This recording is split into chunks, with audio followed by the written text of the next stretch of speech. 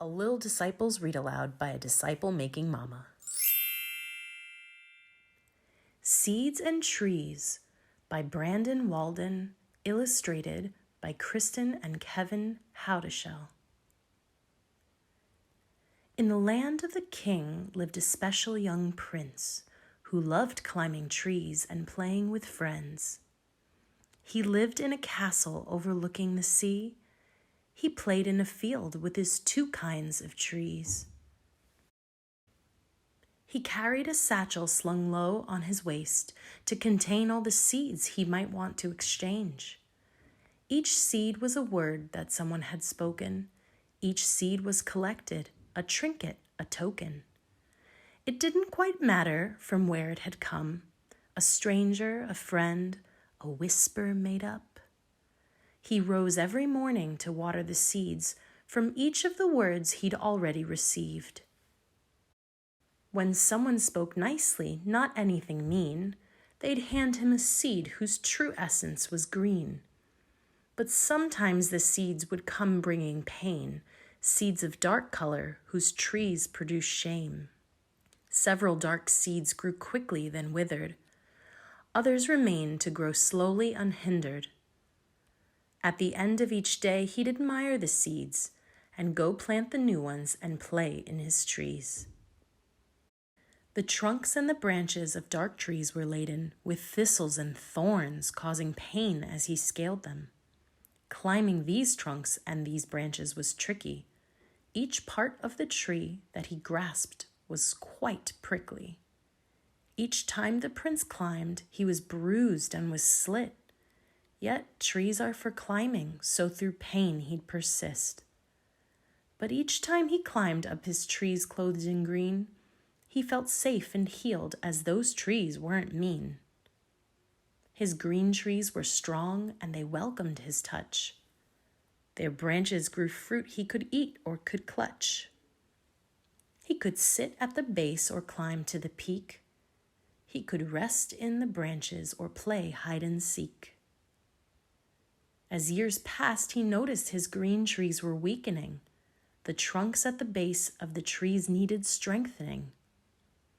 Now the soil had hardened as life was escaping. Their canopies were covered, his dark trees had shaded them.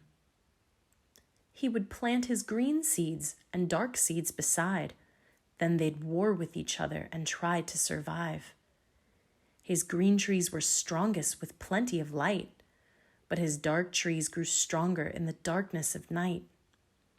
They shared the same water and sunlight to grow, but the dark trees were hiding the fruit that would show.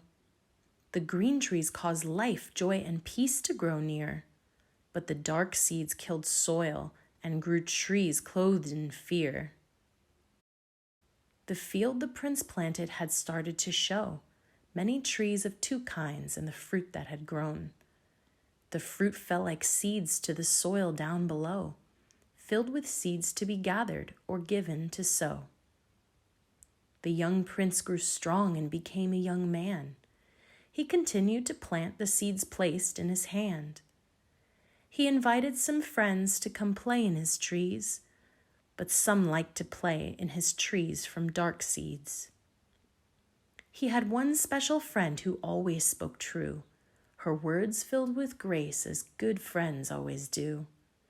She never spoke harshly and never spoke lies. She always spoke gently with loving replies. She always gave green seeds and never took back. She never ran out, there was never a lack. Her satchel was filled to the brim overflowing with green seeds, not dark seeds, each one for the sowing. She watched the prince till, plant, and water his grove. She watched and she waited until asked to go. One day the prince said, "Hey friend, come along." She humbly agreed and began singing a song. To the grove, we will look down below at the roots in the soil and the trees that have grown. We will care for your green trees and even plant more seeds, but your dark trees will fall as this new life is sown. As he walked in his field with his friend by his side, the young prince took note as his trees came alive. Green trees swayed now to the sound of the tune, but the dark trees stood stiff, clenched their fists, and seemed rude.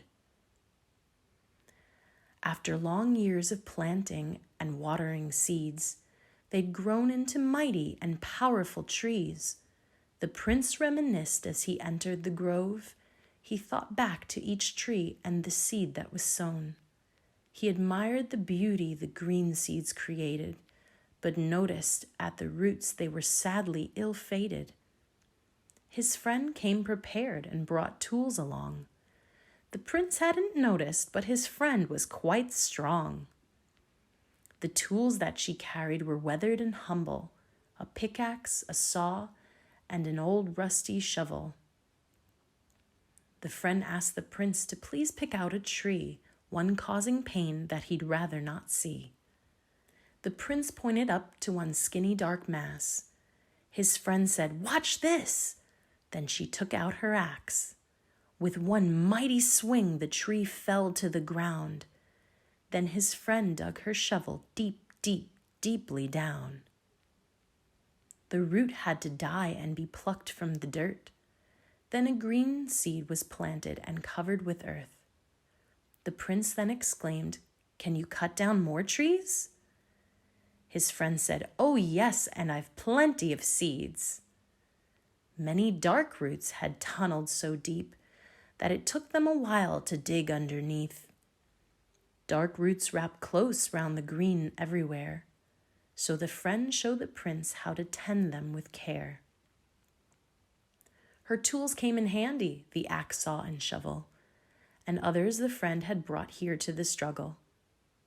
Then came the day when his forest was green. Not a dark tree was spotted, not any were mean. The friend then surprised the grown prince with some gifts, some tools for his new daily watering shifts.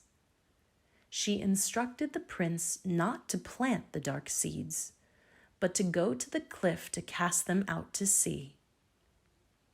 The prince held the green seeds, and those were all saved, but he tossed the dark seeds off the cliffs to the waves. Then he traveled to new fields abounding with trees, making sure that he packed his old satchel with seeds. To the grove, we will look down below at the roots in the soil and the trees that have grown. We will care for the green trees and even plant more seeds, but the dark trees will fall as this new life is sown.